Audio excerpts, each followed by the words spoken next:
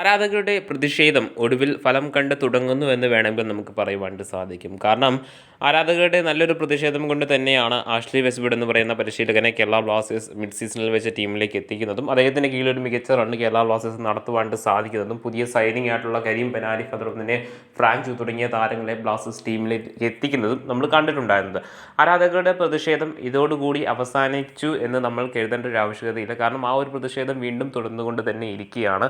ടീമിൽ മികച്ച മാറ്റങ്ങൾ അനിവാര്യമാണ് എന്ന് നമുക്കെല്ലാവർക്കും അറിയാം. അതിപ്പം മാനേജ്മെൻറ്റിൻ്റെ തരത്തിലാണെങ്കിൽ പോലും ടീമിനപ്പുറം ഒരു മികച്ച ഡിസിഷൻ മാനേജ്മെൻറ്റിൻ്റെ ഭാഗത്തുനിന്ന് വരാത്തടത്തോളം കാലം തന്നെ വളരെ മികച്ചൊരു പ്രൊട്ടസ്റ്റ് തന്നെ ആരാധകരുടെ ഭാഗത്തുനിന്ന് ഉണ്ടാവും എന്നൊരു കാര്യം നമുക്കെല്ലാവർക്കും അറിയാവുന്നതാണ്. ഈ ഒരു സാഹചര്യത്തിൽ കേരള ബ്ലാസ്റ്റേഴ്സിനെ സംബന്ധിച്ചിടത്തോളം തലപ്പത്തും അഴിച്ചുപണി നടക്കുമെന്ന് ഉറപ്പായിട്ടുണ്ട്. ആ ഒരു തരത്തിലേക്കാണ് നിലവിൽ കാര്യങ്ങൾ സംഭവിച്ചുകൊണ്ടിരിക്കുന്നത്. ഇനി ഈ ഒരു സീസണിൽ കേരള ബ്ലാസ്റ്റേഴ്സിന് അവശേഷിക്കുന്നത് വെറും 2 മത്സരങ്ങൾ കൂടി മാത്രമാണ്. ഈ 2 മത്സരം കൂടി അവസാനിക്കുമ്പോൾ കേരള ബ്ലാസ്റ്റേഴ്സിനെ സംബന്ധിച്ചിടത്തോളം പുതിയൊരു സീസണിന് വേണ്ടിയുള്ള പ്രിപ്പറേഷൻ ആരംഭിക്കാവുന്നതാണ്. അതുമാത്രമല്ല ഈ ഒരു സീസണിനെ സംബന്ധിച്ചിടത്തോളം വളരെയധികം വലിയ പ്രതിസന്ധികളിലൂടെ കടന്നു പോയിട്ടുണ്ടായിരുന്ന ഒരു സീസണായിരുന്നു. പോരാത്തതിന് ഈ സീസണിൻ്റെ ആരംഭവും അതിനുമായി ബന്ധപ്പെട്ടുള്ള പ്രശ്നങ്ങളെല്ലാം തന്നെ നമ്മൾ പല വീഡിയോകളായിട്ട് സൂചിപ്പിച്ചിട്ടുണ്ടായിരുന്നതാണ്.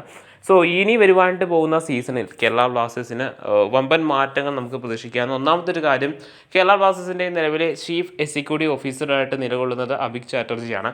അദ്ദേഹത്തിന് പകരമായിട്ട് പുതിയൊരാളെ കൊണ്ടുവരുന്നു എന്നാണ് നമുക്ക് അറിയുവാനായിട്ട് സാധിക്കുന്നത്. അതായത് നിലവിലെ നോർത്ത് ഈസ്റ്റ് യുണൈറ്റഡ് എഫ് സിയുടെ CEO ആയിട്ടുള്ള മന്ദർ തംഹാനെ എന്ന് പറയുന്ന മുൻ ബംഗളൂരു FC കൂടി CEO ആയിട്ടുള്ള ഇദ്ദേഹത്തെ കേരള ബ്ലാസ്റ്റേഴ്സിൻ്റെ CEO പൊസിഷനിലേക്ക് കൊണ്ടുവരുന്നു എന്നാണ് നിലവിൽ അറിയുവാനായിട്ട് സാധിക്കുന്നത്. ഇതിനുമായി ബന്ധപ്പെട്ട് കൂടുതൽ വ്യക്തമായിട്ടുള്ള റിപ്പോർട്ടൊന്നും പുറത്തേക്ക് വന്നിട്ടില്ലാത്ത സാഹചര്യമാണ്. എങ്കിൽ പോലും മന്ദറിനെ കുറിച്ച് പറയുകയാണെന്നുണ്ടെങ്കിൽ മുൻകാല സീസണുകളിൽ ബംഗളൂരു FC വെച്ച് ആഷ്ലി വെസ്റ്റ്വുഡുമായിട്ട് ഒരുമിച്ച് വർക്ക് ചെയ്തിട്ടുള്ള ഒരു വ്യക്തിയാണ്. അതുകൊണ്ട് തന്നെയാണ് ഈ ഒരു റൂമറിന് കൂടുതൽ ശക്തി പകരുന്നത്. സോ ആ ഒരു സാഹചര്യത്തിൽ ഇദ്ദേഹം ബ്ലാസ്റ്റേഴ്സിലേക്ക് വരികയാണെന്നുണ്ടെങ്കിൽ ഒപ്പം ആഷ്ലി വെസ്റ്റ്വുഡ് എന്ന് പറയുന്ന പരിശീലകനെ ഇനിയുള്ള സീസണിലേക്ക് നിലനിർത്തുകയും കൂടി ചെയ്യുകയാണെന്നെങ്കിൽ ഒരു മികച്ച ഒരു കോമ്പിനേഷൻ സ്റ്റൈൽ നമുക്ക് കാണുവാനായിട്ട് സാധിക്കും. അത് കേരള ബ്ലാസ്റ്റേഴ്സ് ടീമിനെ സംബന്ധിച്ചിടത്തോളം ഒരു മികച്ച ഇൻപുട്ട് വരുവാനായിട്ട് പോകുന്ന സൂപ്പർ കപ്പിലാവട്ടെ ഡ്യൂറൻ കപ്പിലാവട്ടെ തുടങ്ങിയ ടൂർണമെൻറ്റുകളിൽ കാഴ്ചവെച്ചുകൊണ്ട് പുതിയൊരു മികച്ച ISL സീസണിന് വേണ്ടി ബ്ലാസ്റ്റേഴ്സിന് ഒരുങ്ങുവാനായിട്ടും സാധിക്കുന്നതായി.